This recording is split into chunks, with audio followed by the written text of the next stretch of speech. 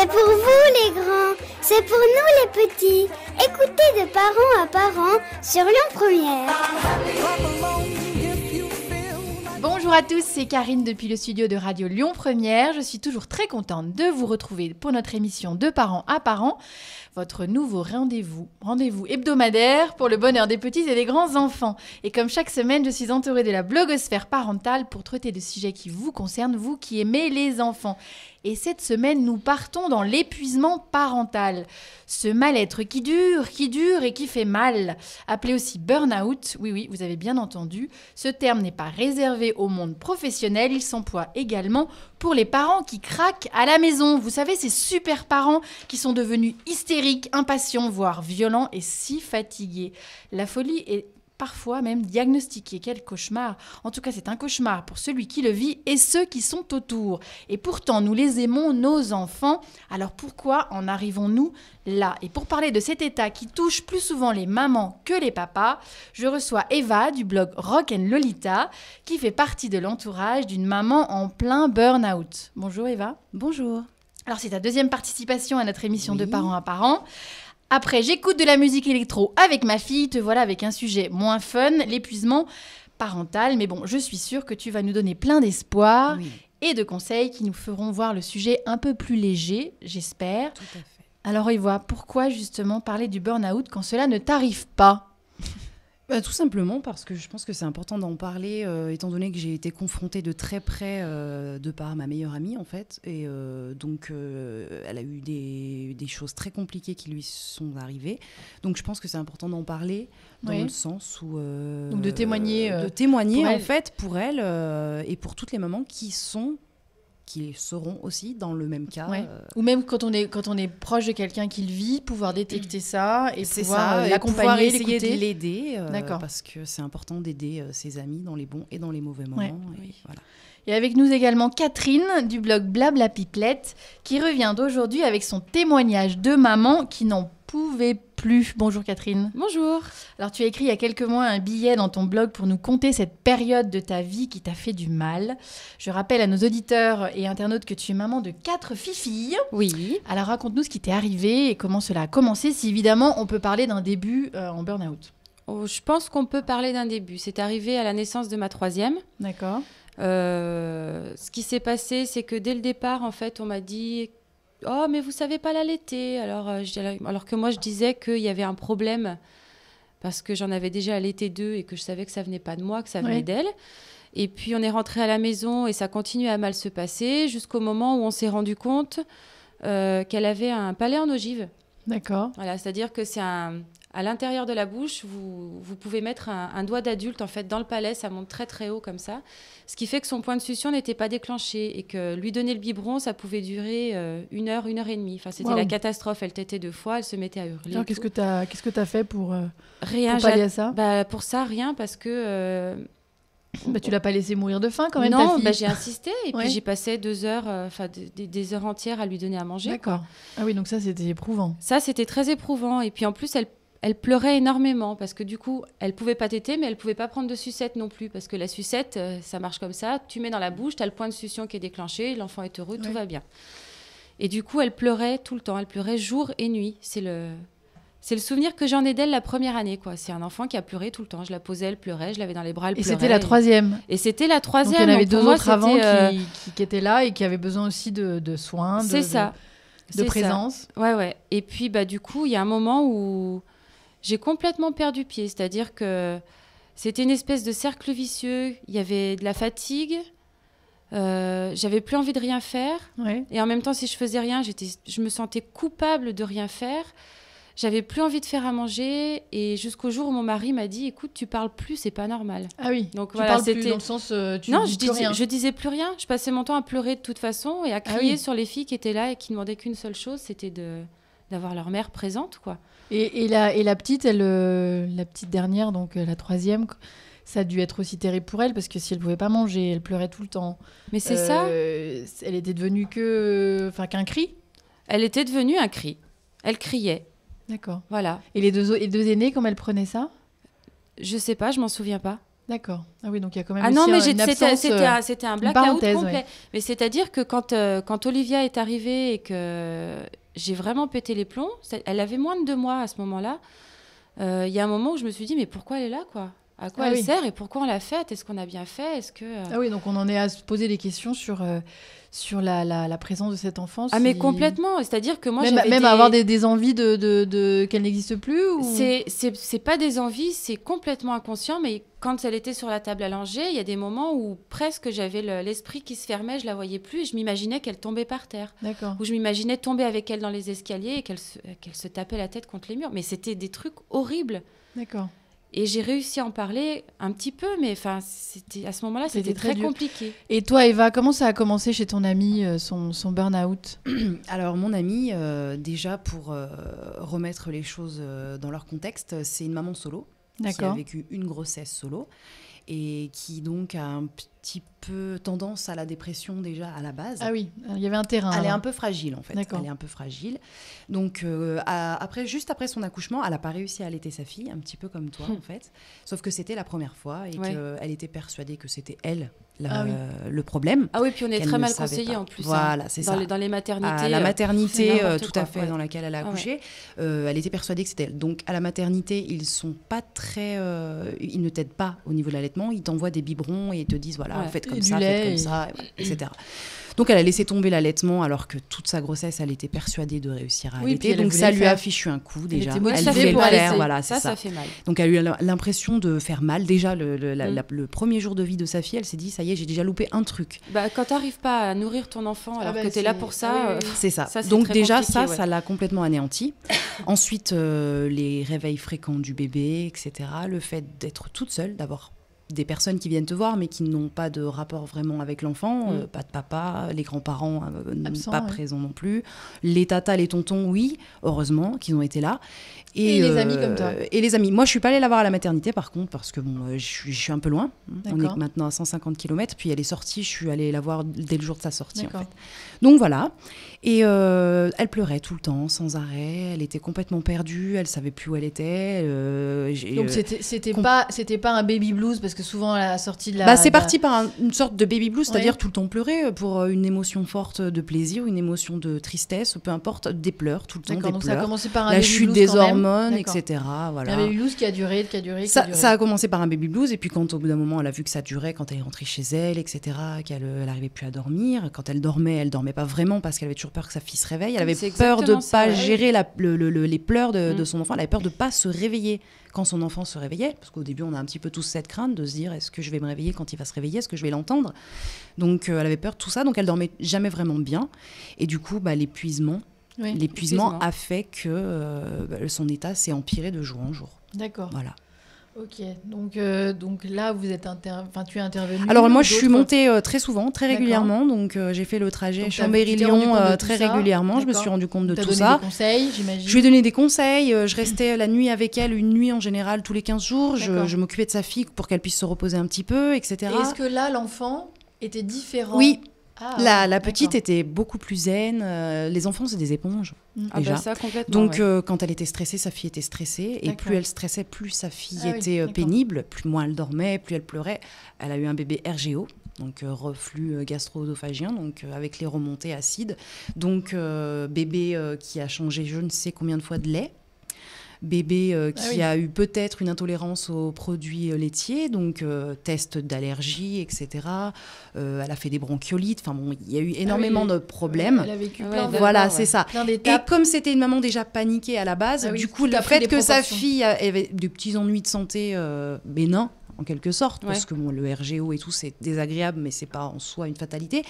Du coup, ça l'a encore plus plongée dans cette dépression et elle s'est sentie complètement impuissante jusqu'au moment où elle s'est sentie désarmée et elle s'est dit, il faut que je fasse quelque chose parce que là, je ne supporte plus ma fille et ma fille ne me supporte plus.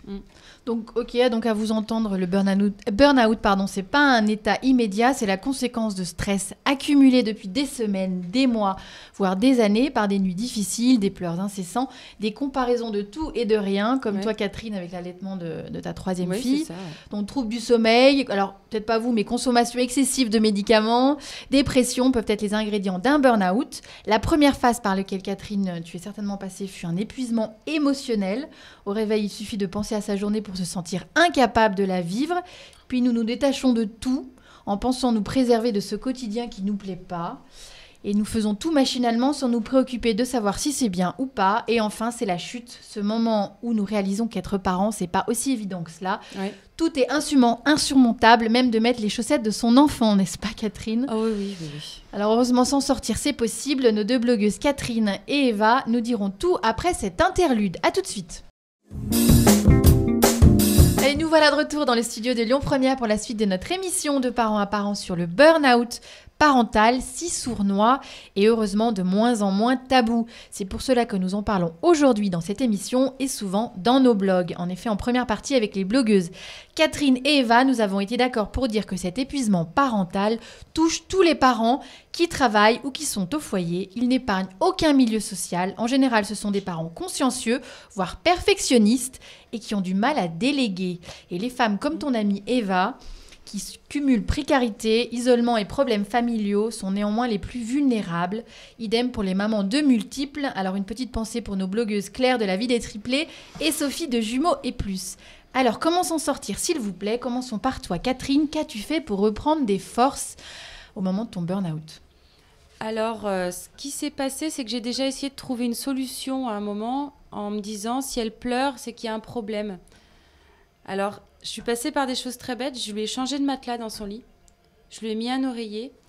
Je lui ai changé ses habits. Je changeais les draps tous les 2 jours. Il y a un moment où j'ai essayé de me dire, il y a quelque chose qui ne va pas dans le lit. Si elle ne dort pas, ça vient du lit. Ça n'a pas marché. Ça n'a pas marché du tout. Donc, je me suis sentie encore plus Ça m'a même donné cruche. plus de travail. Ça m'a donné encore plus de travail, ouais. Et moi, tout simplement, c'est qu'un jour, ma mère m'a appelée et elle a dit, on te prend les filles pendant 1 semaine. D'accord. C'est non négociable. D'accord. Elle, Donc elle a débarqué. elle a débarqué, elle a dit, on les prend pendant 1 semaine. Donc elle était au courant de ton état, tu avais déjà... Elle avait ressenti que ça allait pas. Et puis j'en parlais quand même. Je disais que je me sentais dépassée. Donc, et ton mari t'a dit à un moment donné, dans la première partie d'émission, qu'il s'est dit, mais qu'est-ce qui se passe ? Elle ne parle plus. Ouais, mais en même temps, il était vachement... il savait pas quoi faire parce que lui, il était au travail et moi, j'étais à la maison. Moi, je suis en congé parental. Je me suis arrêtée à partir de ma 2e pour m'occuper de mes enfants. Et le fait de se dire, je m'arrête pour m'occuper des enfants et j'en suis pas capable, ouais. C'est très, très compliqué. Ah ouais, une culpabilité énorme. Et lui, de son côté, il pouvait pas s'arrêter de travailler pour être avec moi. Donc, le soir, il essayait de prendre le relais. Mais il y a un moment où la nuit, lui, il n'entendait pas quand elle se réveillait. Quoi. Ouais. D'accord, donc tes parents ont pris tes enfants pendant 1 semaine, donc pendant les 3 filles. Les 3 filles. Donc les 2 grandes qui étaient finalement pas super grandes, puisque ma grande, elle avait pas 4 ans et la seconde, elle avait pas 2 ans. Donc tu en avais une à l'école à ce moment-là ? J'en avais une à l'école, ouais. D'accord. Et toi, t'as fait quoi pendant cette semaine ? Je sais plus. D'accord. Je sais plus si je me suis reposée, je sais plus si j'ai réussi à dormir, je sais plus ce que j'ai mangé, je sais même pas si je suis sortie de la maison. D'accord. J'en ai aucune idée. En attendant, ça a quand même fait relâcher la pression. Et quand j'appelais mes parents, parce que je les appelais régulièrement, ils me disaient « tout va bien ». Oui. Tout va bien, t'inquiète pas, il n'y a pas de problème, tout se passe bien. D'accord, bon, ça c'était pour te rassurer. Pour Ouais, dire, ils m'ont jamais pense dit à qu'il y toi. avait... Ouais, voilà, c'est ça. Il faut sortir à un moment de cet enfermement. On est des parents, mais on est des adultes avant tout. D'accord, ouais. et toi, Eva, quand ton amie donc, a fait ce burn-out, toi, donc, tu es venue plusieurs fois la voir. Alors moi, je m'en suis rendu compte progressivement. Ouais. C'est-à-dire que au début, elle m'appelait énormément pour des petits conseils. De bain, de parce que t'étais sérum déjà maman. T'étais déjà oui, maman. Voilà, j'étais déjà maman. Donc sérum fille dans le nez, comment tu fais et comment je sais si elle a de la température, machin, à partir de combien c'est la température, etc. Enfin des petites choses. Ouais. Et puis plus les jours passaient, plus lorsqu'elle m'appelait, elle pleurait en fait. Ah. Elle pleurait. Ça va ? Non, ça va pas du tout. Et là, elle partait en pleurs. Donc plus ça allait, je lui disais bon, allez, reprends-toi, ça va aller, t'inquiète pas, etc. Donc du coup, elle est allée voir son médecin généraliste qui l'a orientée vers une association, une organisation qui s'appelle l'ADIAF. DIAF, ça s'écrit l'ADIAF, A-D-I-A-F. D'accord. Donc l'ADIAF qui est parrainée par la PMI Ouais. de sa ville, donc en l'occurrence Villefranche-sur-Saône. Elle est allée voir la DIAF, elle a contacté la DIAF. La DIAF lui a envoyé des travailleuses sociales. Donc, D'accord. c'est des dames qui viennent pour travailler avec les parents, avec les enfants, les bébés. Donc, c'est comme des médiatrices, en fait, c'est ça ? C'est ça, mais elles sont là pour apprendre les bases, en fait. D'accord. Comment s'occuper de son enfant, apprendre à connaître son enfant. Elles essayent de créer le lien mère-enfant ou père-enfant, d'ailleurs, s'ils n'arrivent pas à se... Ouais. Voilà. Ça se Elles fait. rassurent la maman quand elle a... Et ça a fonctionné ou pas ? Alors, ça a fonctionné dans un premier temps. Elles étaient là entre 4 et 8 heures par jour, donc Ouais. soit juste le matin, soit juste l'après-midi, soit la journée complète. À partir du moment où elles étaient là, donc au début, elle lui disait beaucoup, bon, bah, allez vous reposer, moi je m'occupe de la petite. Donc D'accord. au début, elle a senti que ça lui apportait pas grand-chose à part le fait de pouvoir se reposer en sachant que sa fille était entre de bonnes Oui, mais mains. quand elle partait, Mais quand elle savait partait, pas faire. elle retombait D'accord. à 18h, pouf, elle disait, mon Dieu, j'ai une nuit complète à tenir avec ma fille, comment je vais faire ? Donc au début, ça l'a aidée, mais petit à petit, elle s'est rendue compte que ça l'aidait pas vraiment. Donc elle a vraiment sombré. Elle m'a appelé des centaines de fois et au bout d'un moment, je lui ai dit, écoute, il faut que tu fasses quelque chose, il faut que tu te fasses soigner. Il y a une dépression derrière, il y a quelque Ouais. chose, il faut absolument que tu la soignes. D'accord. Donc elle a pris la décision de se faire hospitaliser dans une unité de soins, de repos, etc., de D'accord. voir un psychologue, etc., avec un traitement Associé. antidépresseur, D'accord. etc., Ah oui, d'accord. donc du lourd. régulateur d'humeur, etc. Oui, D'accord. oui, bien sûr. Mais là, donc, Parce qu'elle avait besoin. sans sa fille. Sans sa fille. Ouais. Donc, elle m'a demandé. Alors, au départ, sa fille est partie chez sa marraine, donc la sœur de mon amie, qui l'a gardée, mais qui avait un travail assez prenant Ouais. et qui n'a pas pu la garder. Donc, moi, j'étais en vacances à l'époque. Je suis rentrée un peu plus tôt de vacances. Je suis allée récupérer sa fille. D'accord. Elle est restée à la maison 3 semaines. Et donc, je m'en suis occupée. Elle se soignait de son côté. Elle m'appelait tous les jours pour savoir si sa fille allait bien et tout, mais elle se soignait Donc, tu quand t'es même. retrouvée maman de 2 enfants. Donc, je me suis retrouvée maman de 2 enfants. Ma petite. Et alors, elle était si terrible, cette petite ? Non, pas du tout. Alors, la première semaine, ça a été compliqué. Alors, elle avait beaucoup de traitements contre le D'accord. RGO, contre ci, contre ça, etc. Donc, moi, je suis un peu anti-traitement, tout ça. Donc, moi, je l'ai beaucoup porté en écharpe. Ouais. Mais ça devait Ce sembler qui lui a- insurmontable pour ta copine, quoi. Les traitements, c'est... Ah oui, Oh oui, là mais là. déjà, elle était complètement perdue parce Puis que en plus, quand qu'est-ce il que je faut dois lui donner donner quelque chose, avant ah, bah, manger, c'est après ça. manger, pendant le manger, etc. Elle était déjà quand tu viens d'avoir un bébé, tu t'es perdu dans les biberons. Ouais. Alors si en plus il faut que tu donnes un cachet Ouais. avant, un cachet pendant, un cachet après, faire attention à ci, faire attention devait à ça, être elle était terrible. complètement voilà. Mm. Donc moi quand elle m'a donné donc toute la panoplie du bébé, le bébé avec les Les médicaments. les accessoires autour. Au départ, je donnais un petit peu de Gaviscon, des petites choses comme ça. On peut peut-être pas citer les marques, mais voilà, c'est des médicaments. Oui, bon, tant pis. Voilà. Donc, Nous sommes blogueurs, allez. nous sommes blogueurs. Donc voilà. Et petit à petit, j'ai arrêté en fait de lui donner parce que parce que je la portais en écharpe. Elle avait plus aucun, tu vois, elle était le bébé RGO. Plus il est couché, plus il va avoir des remontées. D'accord. Plus il va être en position debout. D'ailleurs, le RGO en général se calme vers l'âge d'1 an quand l'enfant marche et qu'il est en position debout le plus souvent. Donc du coup, je la portais contre moi énormément. J'essayais d'avoir la position couchée le moins possible, Ouais, ce ouais. qui lui a fait beaucoup de bien. D'accord. Et à la Et- fin, avant de retourner chez sa maman, elle ne prenait plus rien. Et il Elle y a un autre était truc aussi que tu as zen. réussi à faire grâce à ça, c'est elle faisait ses nuits. Elle faisait ses nuits, voilà, tout à fait. Alors, quand elle est allée chez sa tati, elle a commencé déjà à faire ses D'accord. nuits un petit peu. Après, quand elle est arrivée à la maison, elle était un petit peu perturbée, ce qui est normal, parce qu'elle changeait encore d'environnement. Elle a été pas mal ballottée. D'accord. Donc, et puis, petit à petit, elle a repris ses marques. Donc tu et, lui as mis, tu lui as permis de plus prendre ses médicaments, de après, pouvoir dormir voilà. à cette petite. Donc, ça allait mieux, elle était bien. Moi, j'étais zen. Donc elle a ressenti et le côté éponge du bébé a épongé Ouais. toute ma zénitude et du coup elle était super bien, même si ma fille à côté avait 2 ans et demi à l'époque et sautait de partout, elle aimait bien. Bref, D'accord. du coup mon amie s'est soignée au niveau du burn-out, elle D'accord. s'est soignée, elle allait mieux, elle est revenue Ouais. d'hôpital, elle a récupéré sa fille, elle a remis en place la DIAF, donc Ouais. l'association des travailleurs sociaux, avec toujours des rendez-vous à la PMI régulièrement. D'accord. Et elle a commencé à aller dans un groupe, dans un centre de périnatalité, un groupe de D'accord. parole avec d'autres parents qui sont Ah, dans ça, la c'est même... bien, ouais. tout Ouais. à fait, c'est Voilà, il important. faut se faire Les centres de il faut périnatalité, écouter il faut d'autres. vraiment faut y parler avec aller ses semblables. pour parler avec les gens qui sont dans la même situation. Mm. Ouais. En l'occurrence, en ce moment, elle y va encore avec un papa solo D'accord. qui a aussi un petit burn-out, voilà, ce qui est normal quand on Oui, est oui. tout seul avec un Ah enfant, bah, peut-être. C'est Oui, vrai que bien ça sûr, touche ouais. Voilà. plus les femmes que les hommes, mais au final, ça peut toucher à fait. tous les parents. Voilà. Donc du coup, voilà, elle a commencé ça. Bon, ça allait mieux, vraiment, globalement, ça allait mieux, mais petit à petit, c'est revenu. D'accord. C'est revenu, elle a essayé de diminuer un peu la diaph, diminuer ci, diminuer ça, et en fait, elle s'est réenfermée dans dans un cercle vicieux, en quelque sorte. Elle avait rencontré un mec qui était très anti-bébé, j'aime pas les pleurs, j'aime pas les cris, qui l'a énormément stressée, elle n'était pas très accompagnée. Moi, je venais moins souvent, du coup, puisqu'elle était beaucoup mieux dans sa tête. Elle allait mieux, oui. Voilà. Donc, du coup, la totale de ça a fait qu'à un moment donné, elle a contacté la PMI et elle a décidé de placer sa fille dans un hôpital de jour. Voilà. D'accord. Pas comme chez toi, de l'emmener chez la tante ou chez la copine, c'est de dire maintenant officiellement, elle a décidé de placer sa fille en placement libre quand ça va pas, quand on n'a personne, quand on est maman solo, papa solo, quand on n'a pas nos parents, donc les grands-parents de l'enfant, quand on n'a pas le papa ou la maman. Et puis il faut travailler aussi. Parce voilà, que c'est bien, on est à la maison, on est tout seul, mais l'argent vient comment ? Mais quand on n'a personne, on peut placer son enfant temporairement, tout à fait librement, avec la possibilité de le reprendre pas attendre quand on veut. Les services sociaux qui débarquent et qui disent il faut le faire. Elle a placé sa fille en placement libre, donc il n'y a pas eu de jugement, il n'y a pas eu d'histoire de juge des enfants, etc. Oui. Elle a placé sa fille dans une structure qui s'appelle l'IDEF, qui est à Lyon, à Bron, exactement. Et sa fille, donc, elle l'a récupérée progressivement, quelques fois, etc., jusqu'à ce que sa fille, il y a très récemment, soit placée dans une famille d'accueil. Qu'elle appelle une nounou, parce que le terme l'aide beaucoup, en fait, parce qu'elle a l'impression de se faire voler son rôle de maman.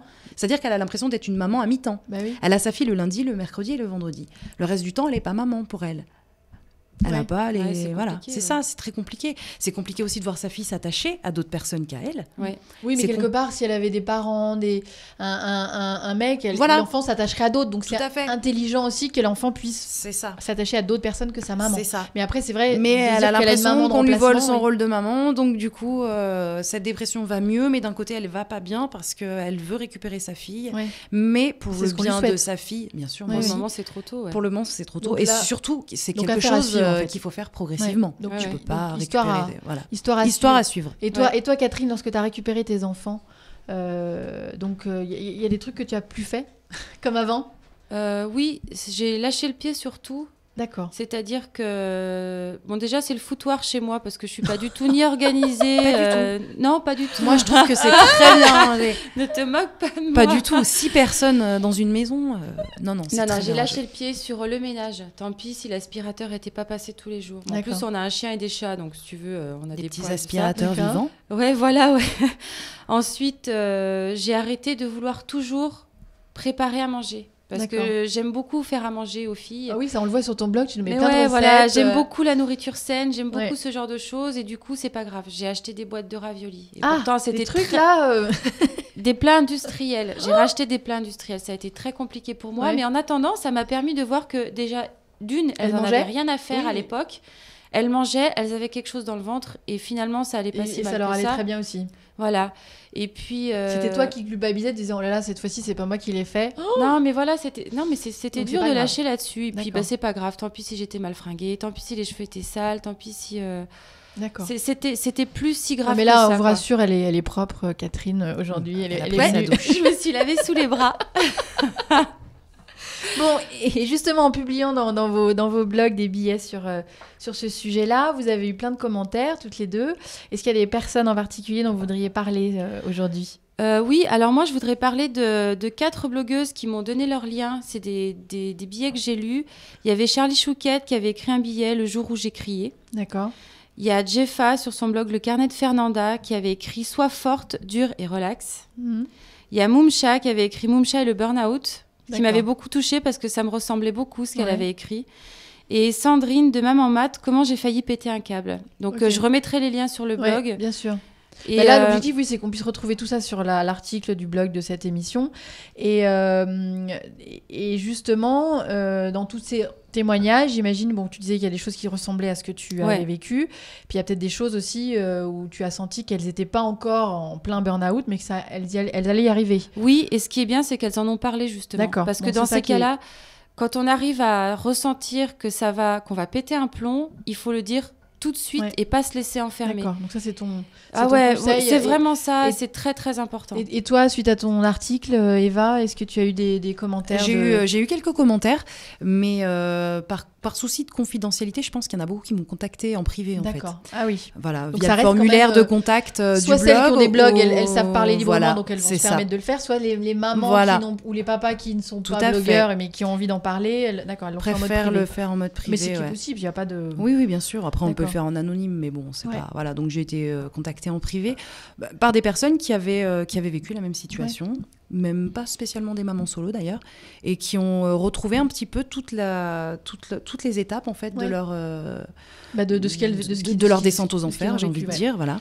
Bon alors donc, oui, pardon, Ouais, et Catherine. sinon, je voulais aussi citer Florence Becken, qui est une éducatrice spécialisée, qui a un site internet sur lequel il y a un lien où on peut écouter une émission qu'elle a enregistrée sur le burn-out maternel. D'accord. C'est une émission qui dure 1h45. Oula. Il y a de la musique à l'intérieur, donc C'est on quoi peut, le lien on peut avancer. Je le mettrai D'accord. aussi. Elle est, Bon, alors, elle est spécialisée en art Chers thérapie. auditeurs et et voilà. Internet, il faudra aller sur le blog Oui, de il faudra y Catherine, aller. qui s'appelle comment d'ailleurs ton blog? blablapipelette.canalblog.com. D'accord. Bon alors donc la réponse pour ne pas vivre un burn-out, c'est de ne pas viser le parent qui fait tout. Voilà, ça c'est sûr. Hein, organisons la famille en fonction évidemment de nos moyens, comme avoir des solutions d'aide pour les imprévus, partager les tâches ménagères entre adultes voire grands enfants, c'est mon cas. En faire moins, se faire valoriser par son entourage et parler avec des semblables. Alors si cette émission ne vous a pas suffi, chers auditeurs et chers internautes, ou si vous avez pris nos échanges en route, vous pouvez retrouver cette émission en replay sur notre chaîne YouTube de Parents à Parents. Vous pouvez aussi vous rendre sur le blog de Catherine et le blog d'Eva pour toutes les adresses et plus encore. Catherine, rappelle-nous le nom de ton blog. Donc c'est blablapipelette.canalblog.com. D'accord. Et toi, Eva? Alors moi, c'est rockandlolita.com. D'accord. Merci beaucoup à toutes les deux. C'est l'heure de rendre le micro. Je suis ravie de vous avoir reçu sur ce sujet délicat qui est le burn-out parental. Heureusement, nous pouvons nous en sortir. Il y a des solutions.